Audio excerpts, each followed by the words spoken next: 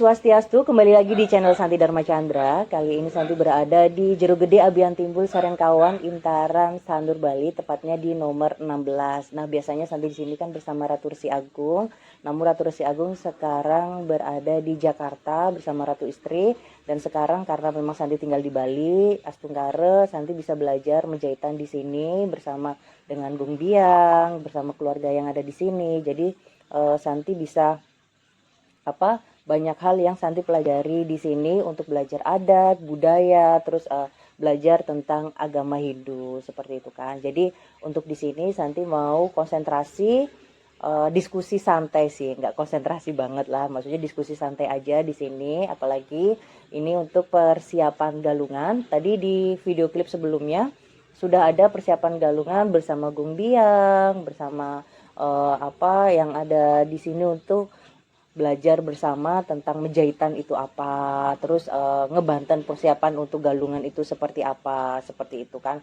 Nah, itu yang Santi pelajari karena Santi merasa enjoy, fun, seperti itu kan. Kadang banyak yang di Hindu ribet loh, kayak gini-gini, bikin ini, bikin itu. Ternyata kalau Santi ambil sisi positifnya yang tadi mungkin pemirsa lihat bahwasanya sisi kekeluargaannya ada, dapet, terus kita lebih konsentrasi ke kegiatan-kegiatan positif. Itu kan termasuk juga berkarma baik, berdharma dengan adat, seni, budaya, apa yang kita haturkan ke Ida Sang Yang Widiwasa dan leluhur kita yang ada di sini atau di masing-masing untuk teman-teman yang lain seperti itu kan. Jadi kita lebih fokus. Kenapa sih kadang perempuan itu perlu kegiatan yang positif seperti menjahitan atau memang harus banyak hal yang dilakukan. Ya karena itu agar kita bisa lebih fokus berpikir yang baik, yang positif seperti itu kan. Nah, itu tadi sudah cuplikan tentang persiapan galungan. Sebelumnya Santi kemarin kan sempat beberapa hari di Singaraja karena Santi syuting di SPN Polda Bali. Lanjut lagi nggak apa-apa biarin. Lanjut lagi Santi di Singaraja itu Dasaguna, mewinten Dasaguna. Terus setelah itu Santi balik lagi ke Renon untuk persiapan galungan. Sebelumnya hari ini kan tahun baru, Santi ucapkan Happy New Year buat teman-teman. Semoga di tahun 2023 ini kita bisa lebih sehat, lebih baik, lebih bahagia. Apa yang padam di tahun 2022 bisa bersinar di tahun 2023. Apa yang ada luka di 2002 kita bisa sembuh dan bahagia di tahun 2023. Apa yang menjadi kenangan buruk di tahun 2022 bisa menjadi kenangan yang indah di tahun 2023. Yang penting kita fokus untuk memperbaiki diri, dan di sini Santi mau diskusi sebelum nanti Santi konten lagi tentang agama, karena kan memang banyak hal yang harus kita evaluasi seperti itu kan. Nah, sebelumnya banyak yang tanya, Kak, target 2023 apa? Mungkin ada target tentang karir lah, jodoh lah, dan lain-lain. Itu setiap personal itu hak masing-masing ya. Tapi kalau Santi sendiri bahwasanya di titik hidup ini sekarang Santi menyadari bahwasanya hidup itu sudah tidak kompetisi lagi. Jadi Santi tidak mau mengcompare atau membanding-bandingkan kehidupan Santi dengan orang lain. Misal Santi nggak mencapai target seperti orang A gitu kan. Santi apakah aku nanti insecure atau apakah aku nanti ngerasa bersalah atau aku merasa aku tidak sukses. Aku tidak mau seperti itu. Jadi biarkan setiap orang punya target impian yang berbeda, karena memang dari dulu Santi itu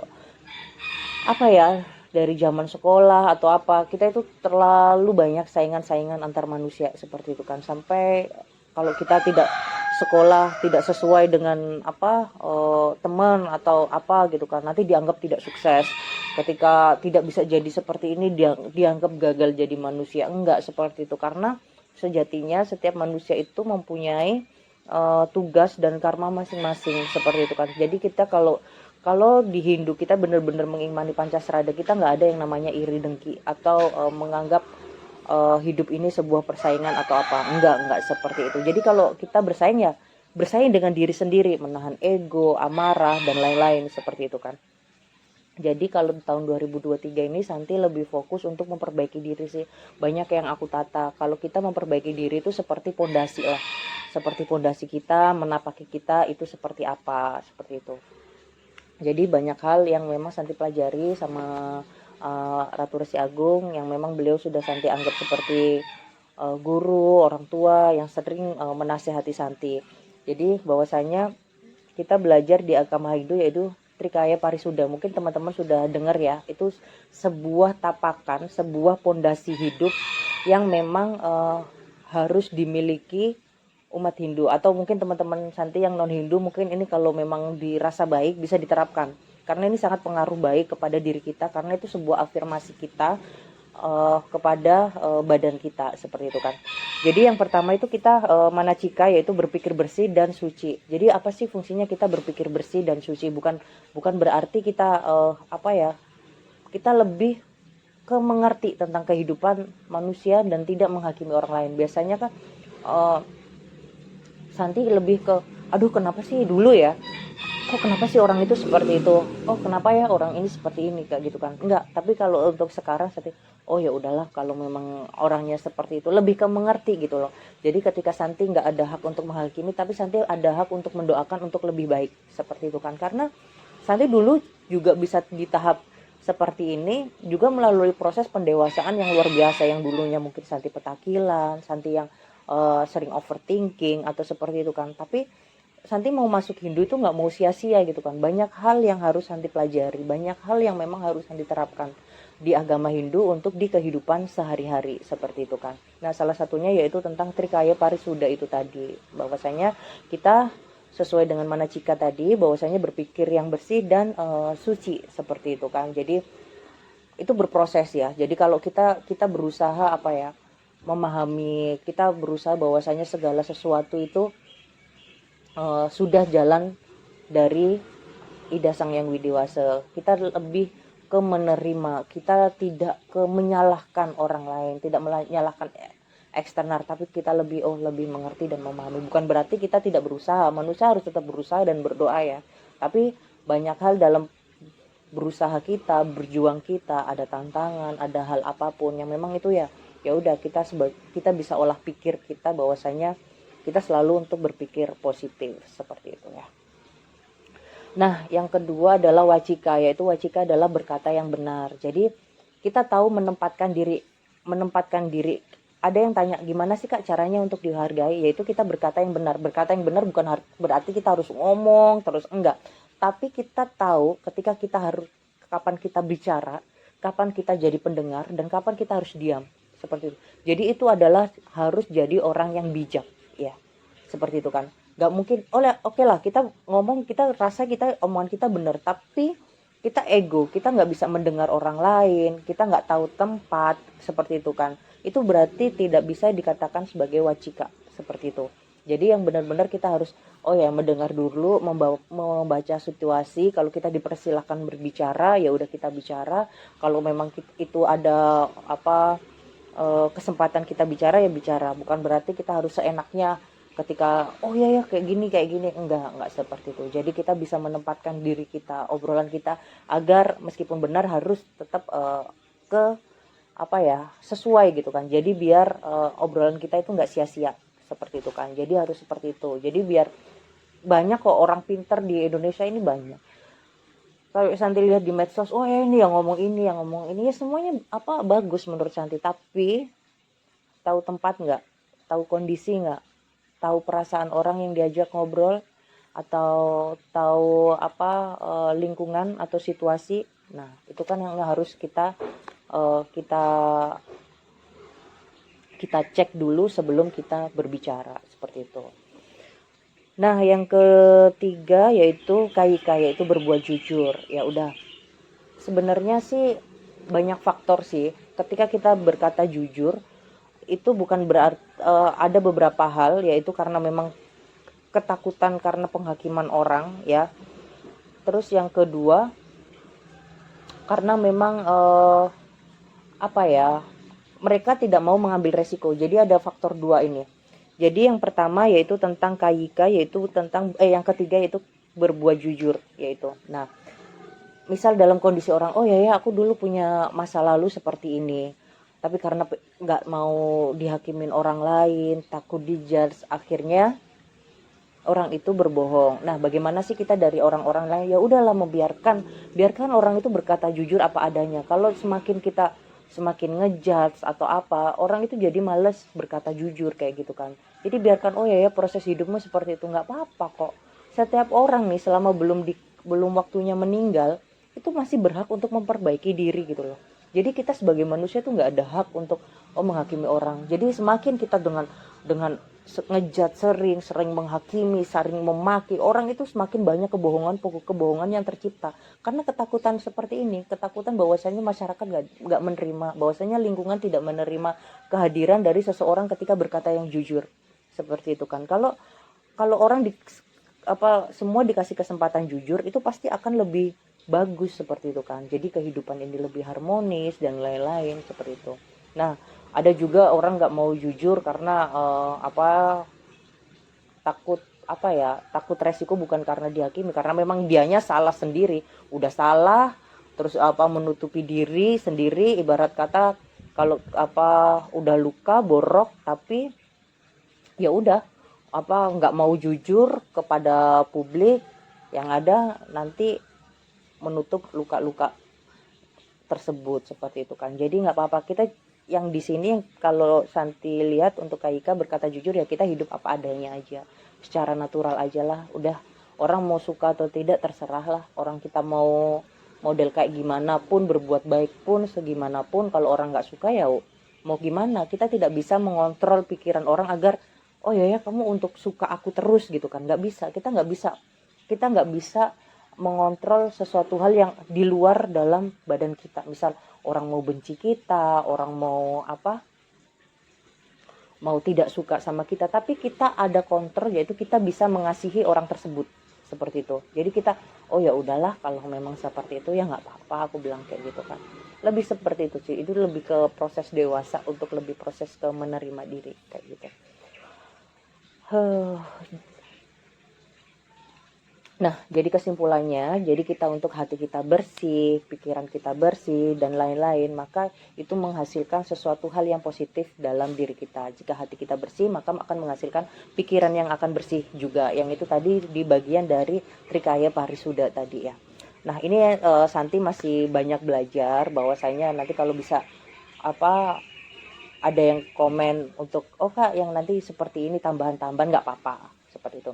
Nah, yang kedua yaitu jika pikiran kita bersih, maka bersih pula dengan perkataan kita. Jadi nggak ada yang kalimat yang kasar, kalimat kalau Santi dulu zaman masih muda itu, wah kalau masa-masa ngomong ini itu kan ya itu sebuah perjalanan. Tapi kalau sekarang kalau mau ngomong ini takut ini ngelukain orang nggak sih, ini takut ngerendahin orang nggak sih. Jadi seperti itulah. Jadi benar-benar kita harus menjaga pikiran kita, hati kita, sehingga kalau kita sudah bisa menjaga pikiran kita dengan bersih dan suci, hati kita bersih dan suci, maka kita akan mengucapkan sesuatu kalimat yang adem, yang tenang, yang menyejukkan hati seperti itu kan.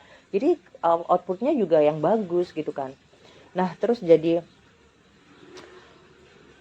selain dari perkataan, jika pikiran kita udah bersih, udah baik, terus hati kita udah baik, maka ucapan kita, perbuatan kita pun juga akan baik seperti itu. Jadi itu sebuah pondasi yang memang target hidup Santi, memperbaiki hal-hal seperti itu.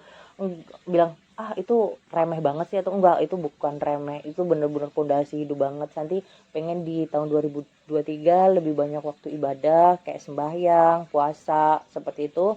Santi lebih banyak waktu bisa ke pura, lebih waktu ke meditasi lebih banyak, lebih bisa waktu untuk berkarma baik. Santi pengennya seperti itulah. Kalau untuk target kaya atau apa,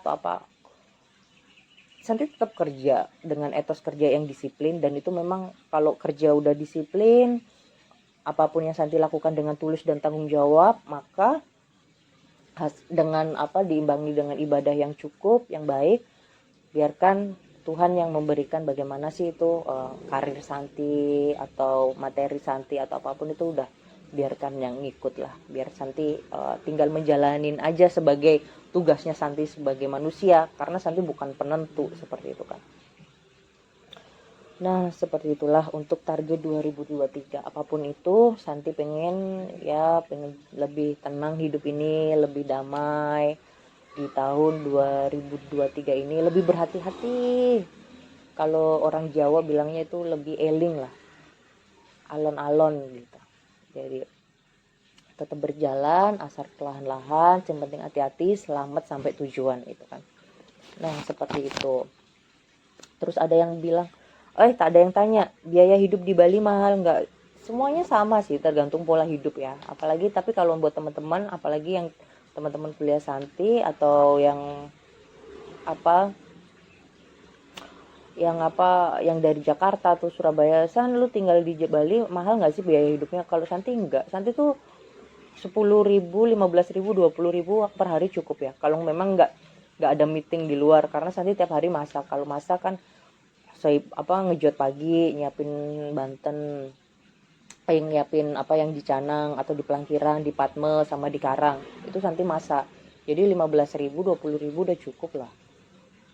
Terus yang kalau kalian nongkrong di kafe mahal ya nggak cukup uang segitu, tergantung aja. Yang penting kalau di Bali ini Santi tuh Astunggara ya merasa diberkati banget, makanya itu yang Santi nggak mau pindah dari Bali. Jadi pernah Santi tuh ke Kesiman waktu itu, di rumah temen. Jadi beliau itu cuma bilang gini, Santi kalau kamu memang tinggal di Bali, cari rezeki di Bali, kamu jangan pernah punya hati yang dengki, kamu jangan pernah punya hati iri, kamu harus jaga pikiran kamu, perbuatan kamu, nanti kamu pasti akan disayang ida betara-betari di sini. Seperti itu kan. Kamu pasti akan dibukakan jalan pintu rezeki, dan Astunggara Santi ngerasa disayang banget lah di Bali ini. Dan orang mau bilang tentang Bali inilah itulah apalah, Santi nggak ngalamin hal-hal seperti itu yang di luar omongan orang-orang di luar sana ya. Jadi bener-bener Santi tuh bisa bonding banget dengan masyarakat Bali dimanapun ya, karena Santi selalu berdoa agar dipertemukan dengan lingkungan yang baik, dan Astungkara memang dipertemukan dengan lingkungan yang baik seperti itu kan. Terus ini Kak, kemarin ada viral-viral kebaya tuh, tanggapan dari Kak Santi dong. Iya sih, makanya kemarin tuh Santi sempat lihat berita. Aduh, ini Santi nggak pakai kebaya karena Santi tadi menjahitan ya, jadi mau pakaian biasa aja, nggak ke pura atau nggak ke apa.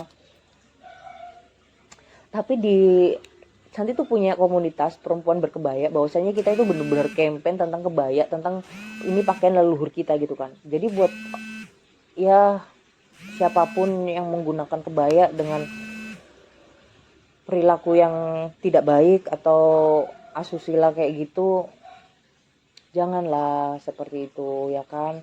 Kasihan, kita pakaian kebaya kan dibuat ke pura, pakaian kebaya kan dibuat sembahyang, pakaian kebaya itu adalah ciri khas dari perempuan Indonesia. Janganlah dinodai seperti itu. Kalau Santi nggak ada hak untuk menghakimi, cuma kemarin tuh sempat kayak viral kebaya merah lah, viral kebaya hijau lah, atau kayak gitu-gitu kan. Santi nggak ada menghakimi, enggak, cuma jangan pakai, saya menekankan untuk kebayanya lah kayak gitu kan. Biarkan hal-hal kayak gitu tuh jangan berlarut kayak gitu kan. Misal itu kan pakaian yang bagus, pakaian yang elegan, pakaian yang memang benar-benar dari leluhur kita yang harus kita jaga tradisinya. Kita campaign untuk pakai kebaya pun event-event di luar negeri, di nasional, di pemilihan duta wisata atau ajang Putri Indonesia dan lain-lain kan. Masa gara-gara itu kan nanti nama kebaya tercoreng kan. Jadi janganlah seperti itu ya. Jadi kita harus benar-benar hidup ingin bahagia, hidup ingin ingin selamat, itu ya kita harus belajar tahu, oh aku kalau ngelakuin gini efeknya apa ya, oh aku kayak gini nanti hasilnya apa ya. Itulah yang memang kita harus benar-benar pintar-pintar untuk menempatkan diri, jangan seenaknya, karena itu pasti ada keterkaitan. Apalagi kalau kita tinggal di Indonesia, filosofi banyak hal yang memang harus kita lakukan seperti itu kan. Nah, Santi mau lanjut dulu untuk menjahitan lagi untuk obrolan di sini. Jadi nanti Santi ada rencana di Karangasem nih. Jadi buat teman-teman yang di Karangasem, bisa japri Santi. Kemarin Santi sempat ke Pura Besakih ya, cuma nanti Santi mau ke Pura Besakih lagi untuk pengen tahu kawitan dan lain-lain ya. Nanti Kak aku di Karangasem nih mau ketemu, atau nanti aku bisa bantu ngonten dan lain-lain, bisa di japri di WhatsApp Santi ya di 0822 305 99900. Terus apalagi ya, oh ya, Santi juga cari untuk tim konten kreator. Santi mau buka news lagi, jadi untuk web, untuk berita online, jadi di Santi Dharma Chandra News. Jadi kalau untuk yang di Santi Dharma Chandra YouTube ini khusus untuk agama, budaya, dan kegiatan-kegiatan agama Hindu khususnya. Tapi kalau untuk news nanti bisa untuk info tentang Bali. Jadi bisa kalian kirim, nanti Santi chat di WhatsAppnya Santi yang tadi, atau di email hrdsantibali@gmail.com. Jadi buat teman-teman kalian, teman-teman buat yang suka hobi nulis, suka hobi jurnalis, mau belajar sama Santi, silahkan play di situ ya. Baiklah, terima kasih sudah kesempatannya untuk ngobrol kali ini. Semoga di tahun 2023 ini kita mulai dengan pikiran yang positif, ucapan yang positif, perilaku yang baik, agar kita bisa menghasilkan kebaikan-kebaikan di setiap kehidupan kita, seperti itu ya. Terima kasih sudah nonton di channel Santi Dharma Chandra. Jangan lupa subscribe. Astungkare sudah 6.000 lebih yang subscribe ya. Dan semoga ini bermanfaat bagi umat sedharma. Baiklah, Santi tutup dengan Parama Santi ya. Om Santi Santi Santi Om. Om Swastiastu. Di sini buat teman-teman yang pengen tahu nih persiapan untuk hari Raya Galungan bagaimana. Dah di sini namanya adalah mejahitan. Di sini Santi belajar di jero buat mejahitan untuk persiapan hari Raya Galungan. Bung Biang ini kan mau tanya nih, biasanya kan di luar itu banyak kabar kalau di Hindu ribet nih, banyak bikin kayak gini-gini gitu. Sedangkan menurut Bung Biang manfaatnya kalau untuk mejahitan sebagai perempuan ya, apalagi perempuan Hindu, itu apa sih Bung Biang manfaatnya kalau untuk mejahitan seperti ini? Ya, kalau saya pribadi ya mungkin nanti bisa semeton yang lain bisa memberi masukan. Kalau kami sih melakukannya karena dengan hati yang awalnya dengan hati yang senang dulu gitu ya. Happy buat Jadi, hobi, geng. ya belajar gitu, Nggih, ambil nggih. positifnya ya. Terus Nggih. di samping itu kan sebetulnya kalau kita lihat ini kan gimana ya, actionnya sudah melihat seperti awalnya dulu sudah seperti ini, tapi kita kan sastra kadang kurang ya, tapi karena melihat nak lingsir-lingsir istilahnya mertua atau siapa yang mengajari kita udah melihat seperti ini sudah memberikan dharma sebetulnya ya, kita melakukan kegiatan seperti ini. Karena banyak kalau dibilang kita melakukan kegiatan seperti ini udah doa-doa yang baik sebetulnya. Gitu. Oh seperti itu. Nah, Bung Biang, ini kan biasanya kalau Santi cek yang ngerjain kan nggak satu orang aja, tapi banyak orang seperti itu kan. Jadi untuk biasanya bisa maksudnya mempererat persaudaraan ya? Iya, benar. Kayak kita ini kan ngumpul-ngumpul ya, rasanya kita kan juga kita punya kesibukan masing-masing. Gara-gara karena kita ada melakukan persiapan seperti ini, mau nggak mau kita ngumpul kan ada rasa gimana ya, temu kangen juga iya, terus gitu banyak ya? komunikasi juga iya. Ya gitu sih yang kalau saya rasakan ya. Nah mungkin sementara yang lain bisa ini. Berarti kalau pinter menjahitan juga bisa disayang mertua juga? Ya nggak pintar menjahitan pun juga disayang mertua. Oh gitu ya. Kita semua kan punya kekurangan, punya kelebihan. Kelebihannya di mana, kekurangannya di mana, kita pakai fokus dengan kelebihan kita. Biar nggak beli juga ya. Ya ada beberapa kalau kita misalkan ya ada yang memang karena waktu, gitu. Ada persiapannya udah beli seperti itu. Jadi ini seperti apa? Tapi ini kalau kayak gini biasanya bikin sendiri ya, kalau yang sampiang ya? Sampiang gantung. Ya kalau bisa dilakukan buat sendiri bisa aja. Kalau Santi belajar dengan kegiatan hal yang positif gini, jadi banyak hal yang bisa kita ciptakan sendiri. Jadi kita tidak memikirkan hal-hal yang negatif, tapi kita udah sibuk seperti ini kayak proses kayak meditasi nggak sih kayak gini tuh, jadi lebih konsentrasi ke sini seperti itu. nggak sempat mikirin yang Iya, yang aneh-aneh gitu, yang negatif-negatif nggak sempet. Jadi kita udah fokus aja seperti ini. Nah, di sini dikasih apa porosan ya? iya ini namanya porosan. Porosan isinya apa ini sebenarnya? Biasanya si base, terus bisa pakai daun ini ya, daun mangga ya biasanya ya. Daun sirih. Bukan. Daun base itu sirih, tapi lapisan ininya apa? Kapur. Isi kapur. Galungan kita bisa bikin di rumah masing-masing untuk persiapannya dan manfaatnya sebagai sesama perempuan juga untuk salah satu kegiatan yang positif. Mungkin teman-teman biasanya kalau di luar Bali atau bahkan di Bali sendiri ingin tahu kegiatannya apa sih Kak kalau mau persiapan galungan, ya seperti ini. Jadi seperti itu. Jadi kalau sebelum Hamin berapa ini berarti Hamin 3 nggih? Iya. Hamin 3 sudah bikin ini karena biar seger nanti kalau pas dipersembahin. Nah, baiklah. Jangan kemana-mana, tetap di channel Santi Dharma Chandra, tetap subscribe, like, dan share sebanyak-banyaknya. Terima kasih. Mari kita tutup dengan Parama Santi ya. Om Santi, Santi, Santi, Om.